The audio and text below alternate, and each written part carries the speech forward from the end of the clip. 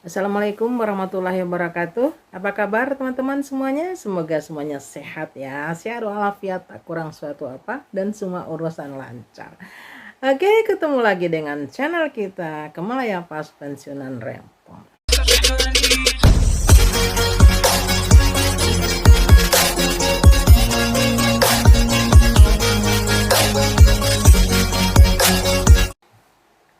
Kali ini aku akan berbagi cerita ya, tapi ceritanya agak ngeri-ngeri sedap ya, agak menyedihkan, agak mengkhawatirkan, tetapi ya kita harus selalu berusaha dan selalu tawakal kepada Allah Subhanahu wa taala. Jadi ceritanya anakku yang nomor 2 yang bertugas sebagai dokter IGD di RSUD terkena COVID.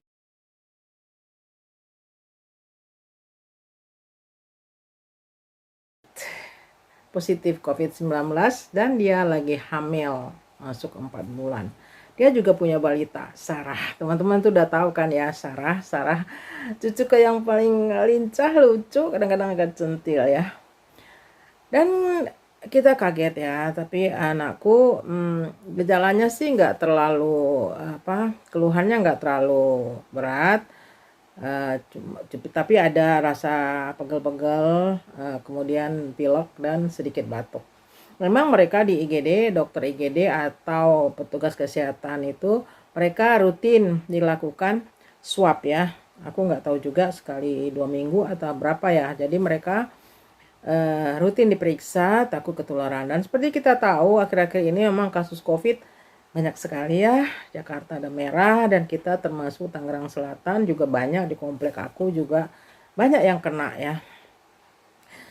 Jadi begitu tahu kita semuanya kaget dan juga khawatir karena kita kan sering ngumpul-ngumpul.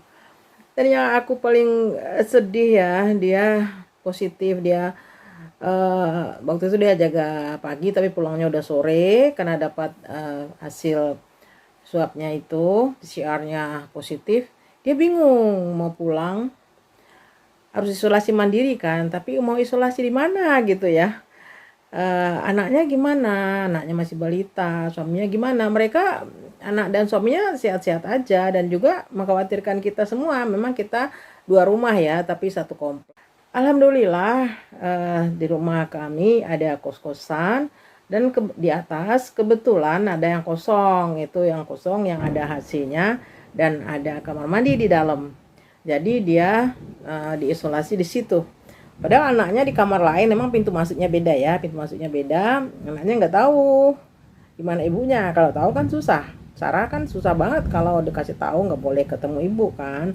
Alhamdulillah. Jadi besoknya kita semua diswab. Jadi menantuku sama Sarah, bapaknya Sarah, untuk bawa ke tes PCR. Anakku dokter Maya, anak ketiga langsung menyiapkan swab antigen. Jadi kita swab antigen di rumah.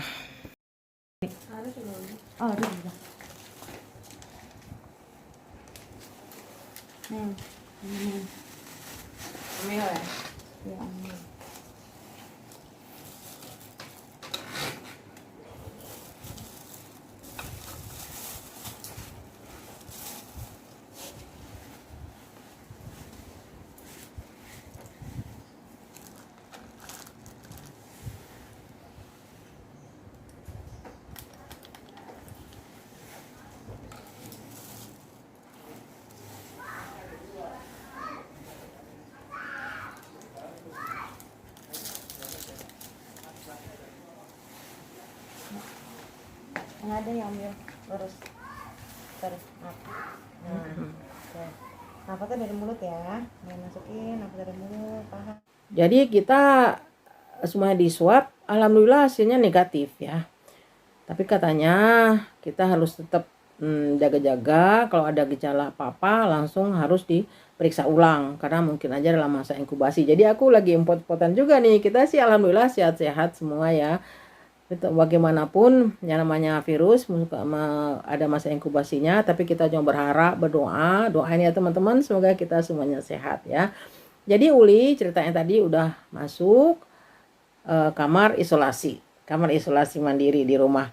Dan aku pengen berbagi, pengen sharing ke teman-teman apa yang harus disiapkan kalau misalnya kita harus isolasi mandiri. Sini aku akan berikan listnya. Dan alhamdulillah anakku yang nomor 3, Mayang, Dokter Mayang langsung menyiapkan semuanya. Listnya ditulis, dia langsung menyiapkan semuanya apa aja yang dibutuhkan. Nanti aku bagi listnya ya. Alhamdulillah aku merasa ya alhamdulillah banget ya anak-anak langsung bertindak. Aku sempat agak shock juga sebenarnya, walaupun dalam hati dari dulu tuh kita udah khawatir ya namanya jaga IGD ya. Dan kita nggak tahu itu dapat dari pasien atau dari teman sejawat. Karena kalau dari pasien kan dia pakaian lengkap. Tapi kan kalau sama teman juga kan makan-makan bareng itu kan buka masker di ruang istirahat mereka. Oke, ini teman-teman listnya dan apa yang harus dilakukan kalau misalnya harus isolasi mandiri.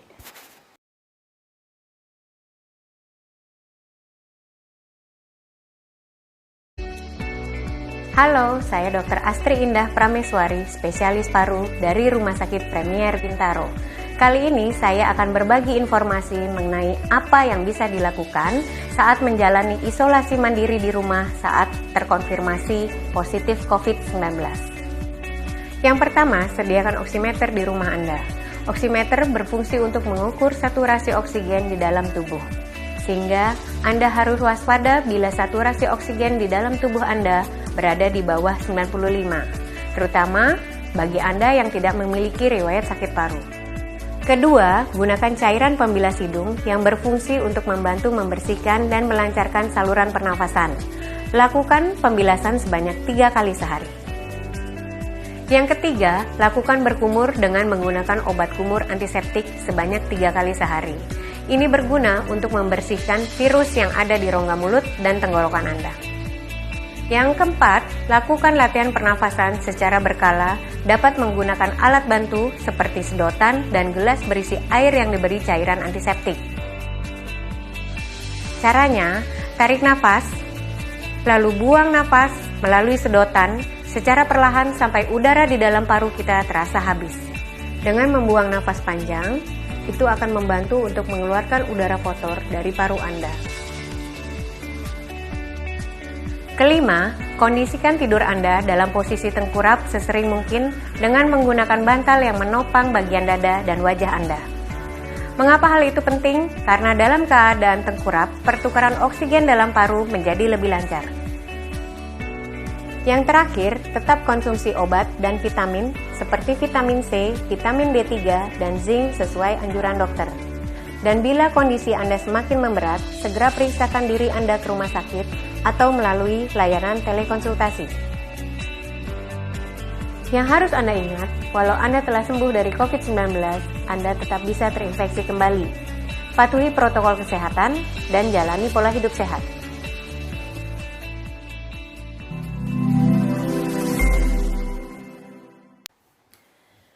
Semoga bermanfaat ya teman-teman. Jadi kita kalau misalnya kita kan nggak tahu namanya suratan suratan.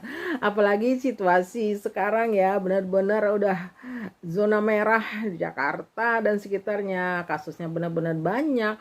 Jadi kalau misalnya ada yang meragukan itu COVID cuma rekayasa atau mungkin konspirasi atau apalah.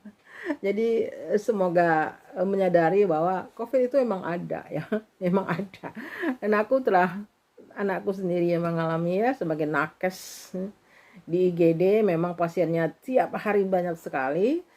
Dan mungkin diantaranya ada yang COVID dan pasti staminanya juga diharapkan sangat bagus ya. Walaupun ini Uli sebenarnya termasuk anak yang aktif dari dulu, suka berolahraga dan suka sangat peduli dengan kesehatannya dan juga keluarganya. Mungkin teman-teman lihat Sarah juga nggak pernah lepas maskernya ya. Sarahnya sendiri juga menyadari kalau keluar rumah harus langsung pakai masker. Tapi ternyata ya tetap aja ada celah, namanya virus kecil sekali. Tetap aja ada celah ya. Ya kita tetap berusaha, asupannya ditingkatkan, istirahat. Aku padahal udah rencana pergi camping loh teman-teman. Udah tak begini malah pengen camping, kumpul sama teman-teman, tapi aku batalin. aku batalin, aku harus istirahat juga. Dan juga harus menjaga Uli juga, maksudnya walaupun aku nggak datang ke sana tapi masak pasti dia pengen masakan mamahnya yang jelas. Kalau udah merasa kurang sehat begitu, walaupun sehari-hari juga sering ya kita kirim makanan, sekarang seolah wajib lah maunya masakan mama. Katanya kalau masakan mama nanti Uli cepat sembuh insya Allah gitu. Jadi aku agak tanggung jawab moral lah gitu ya. Ini walaupun kita semua kemarin udah dicek swab antigennya semuanya negatif, tapi anjurannya kalau misalnya muncul gejala atau apa kita siap ulang. Oke, doain ya teman-teman, semoga kita semuanya sehat. Uli juga cepat negatif dan juga dia lagi hamil. Lagi hamil masuk 4 bulan ya, mudah-mudahan janinnya nggak apa-apa. Makanya dia virusnya mungkin nggak apa-apa, cuman kalau misalnya berat, obat-obatannya itu yang harus hati-hati karena dia lagi hamil. Oke teman-teman, semoga bermanfaat ya. Begitulah sharing kita hari ini. Semoga bermanfaat dan kita tetap waspada. Kalau misalnya teman-teman punya masalah, ada pertanyaan, silakan diajukan melalui komen ya. Oke, sampai ketemu di video selanjutnya. Insya Allah. Assalamualaikum warahmatullahi wabarakatuh.